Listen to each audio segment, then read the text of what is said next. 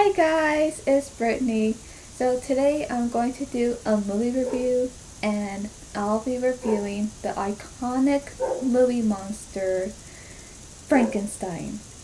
Frankenstein was released on November 21st, 1931. And we all know the story of Frankenstein, right? Of course we do. So, of course we know the story of Frankenstein. We've seen it happen.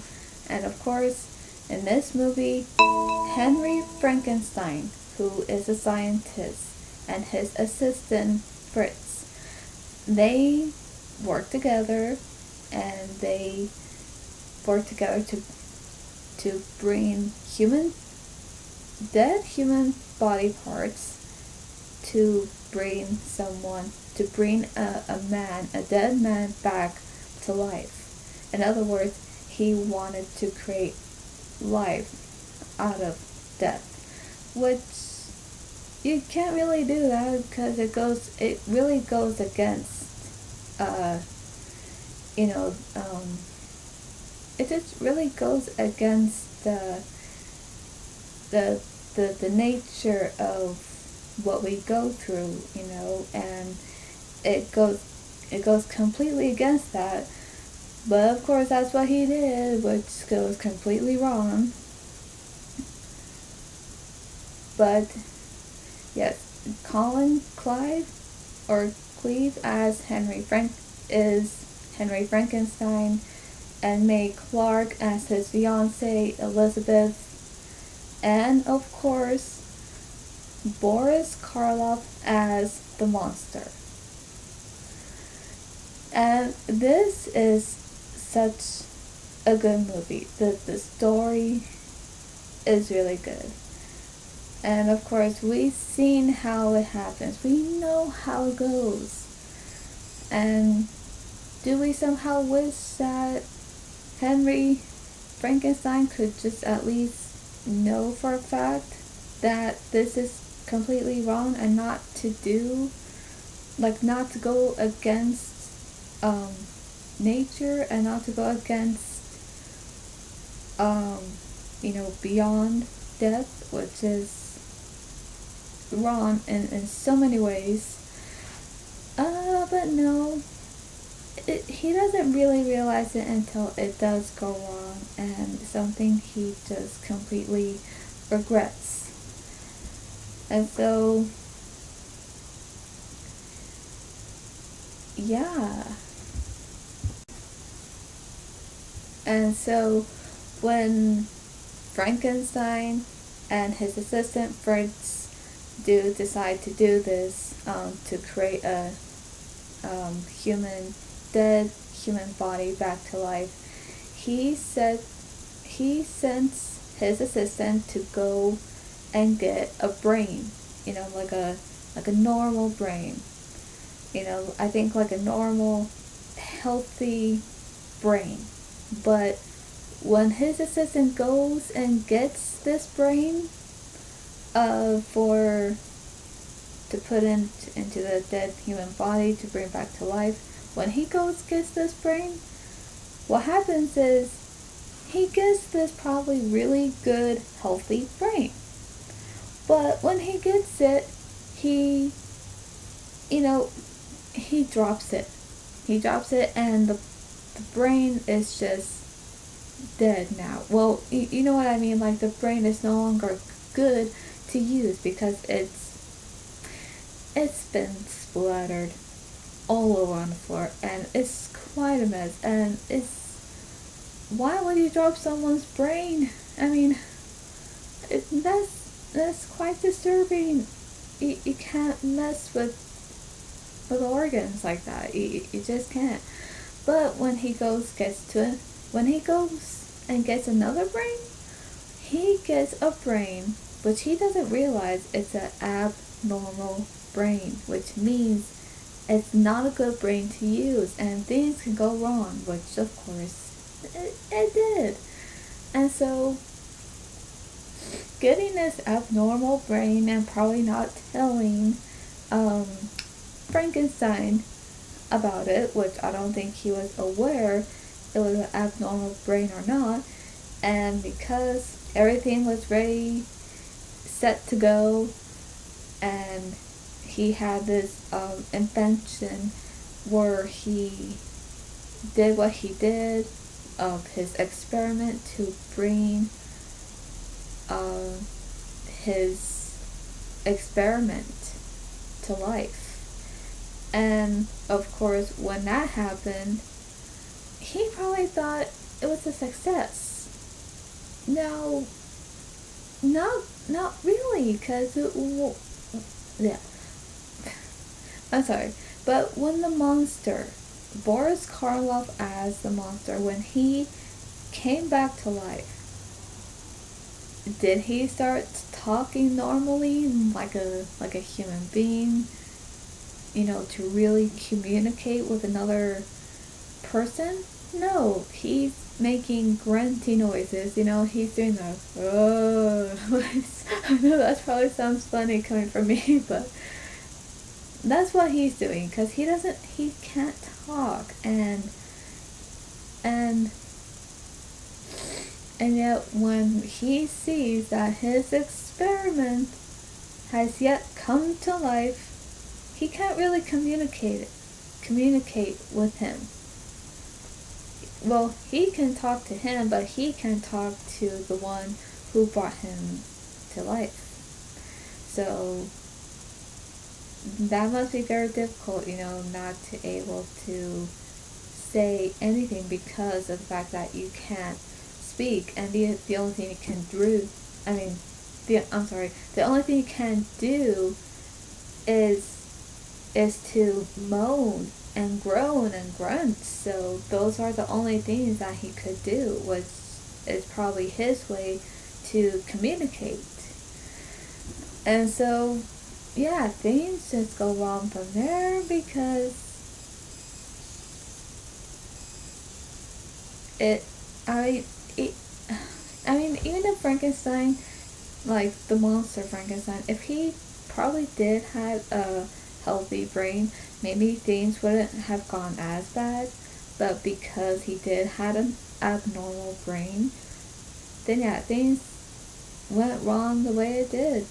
But then again, still, why would you want to do a kind of experiment like that knowing it's just so wrong, and not really knowing the consequences, you know?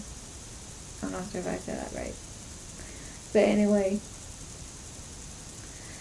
so when the monster himself, when he just goes out and all that, he somehow, well, not somehow, but he does kill people in the movie. And sadly, when he meets this little girl named Maria, she, you know, she's by herself outside, you know, playing. But then when she sees the monster, she, you know, it goes good at first. You know, they're both throwing like flowers into the lake or the pond, I believe, the river, whichever one. And just when things seem to be okay at first, what does the monster do? He picks the little girl up and he throws her into the lake or the river. And I think when she's probably drowning, you know, and asking, you know, calling out for help, you know, does the monster go in the water to save her? No, because I think he's afraid of water. Yeah, I think he's probably afraid of water. I'm not quite sure. But he doesn't save her, so she drowns and she dies. And that's quite sad because, you know, the father finds out. And even some people know that something doesn't seem quite right. And of course, in the end, it just leads to this. It actually leads to this part where the monster now is now he has Frankenstein, Henry Frankenstein, and he, I think, held him hostage in a, what do you call those things? It's not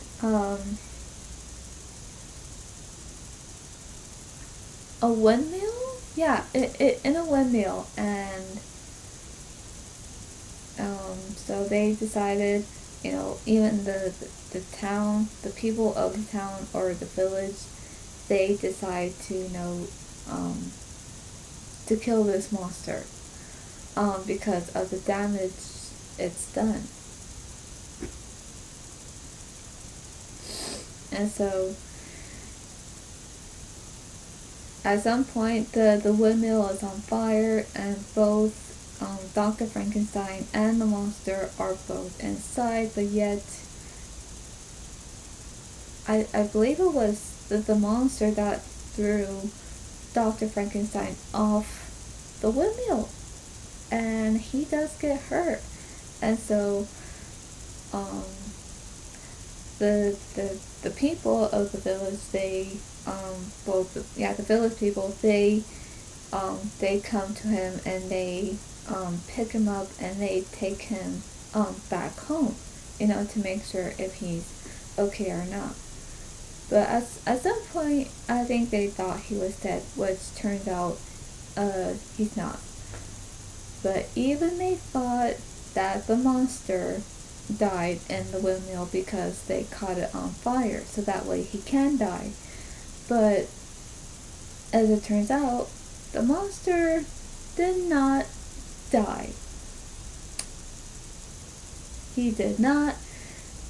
And, well, it doesn't, well, in the Bride of Frankenstein, it shows how he doesn't die, but in the first one, it kind of looks like that, like, okay, the monster's gone, but he's actually not. So yeah, we pretty much know the story of Frankenstein.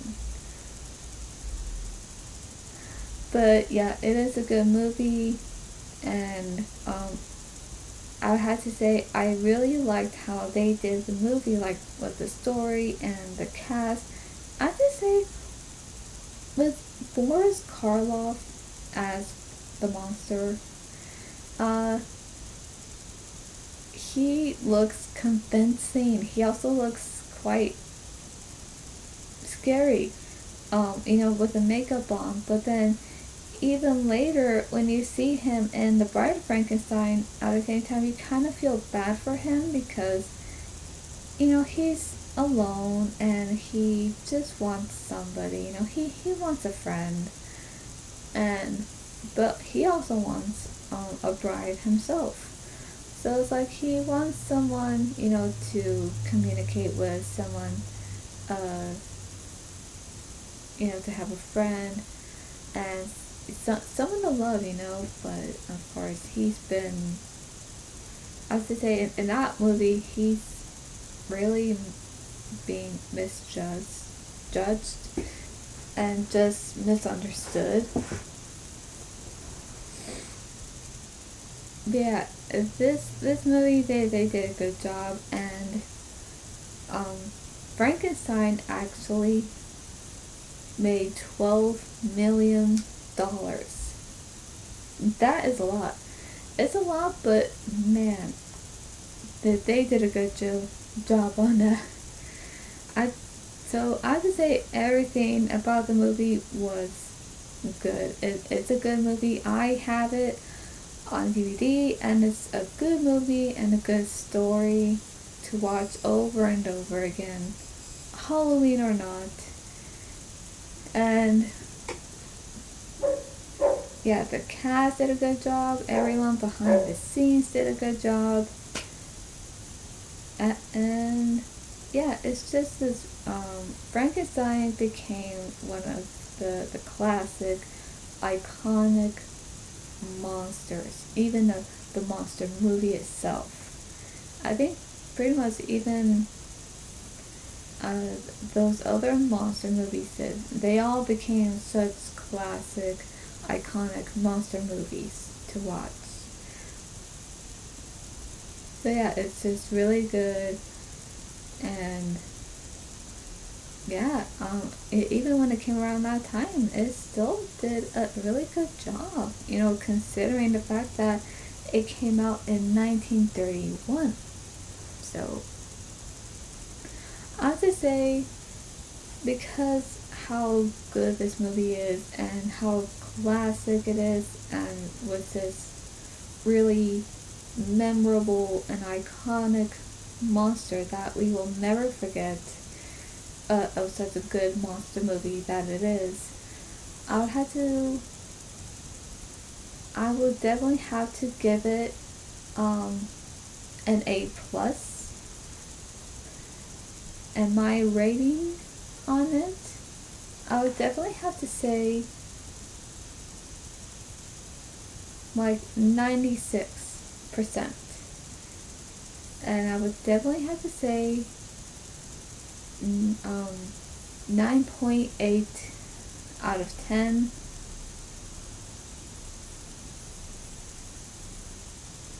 Yep. So that's my rating and my review. But I would also have to say, even the makeup, like the makeup artist, yeah, the makeup artist who did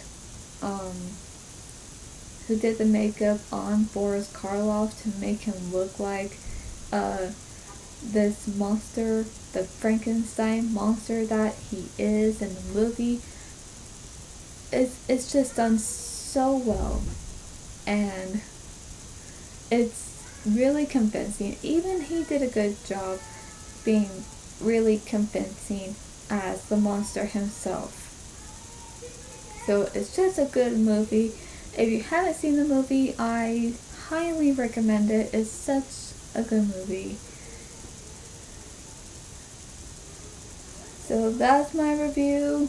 That's my rating on it. And I actually love these kind of old B scary movies because they're not too graphic, too gory. It's kind of like just a good amount of scare that you can have. Of course, not too scared, but just scared enough. So I hope you enjoyed this Frankenstein review. And tomorrow is Halloween, and I'm still not going to say what I'm going to be for Halloween because that is a surprise. So I'm really excited for tomorrow. I really can't wait, and I just know I'm going to have a good time tomorrow. But I'm also looking forward to do 2 videos tomorrow, and you're going to see which videos I'm going to be doing. I'm not going to say. You're just going to have to wait and find out. So, I hope everyone has a good day tomorrow. Have a fun and safe Halloween tomorrow. So that's all for today, and I'll see you at the movies.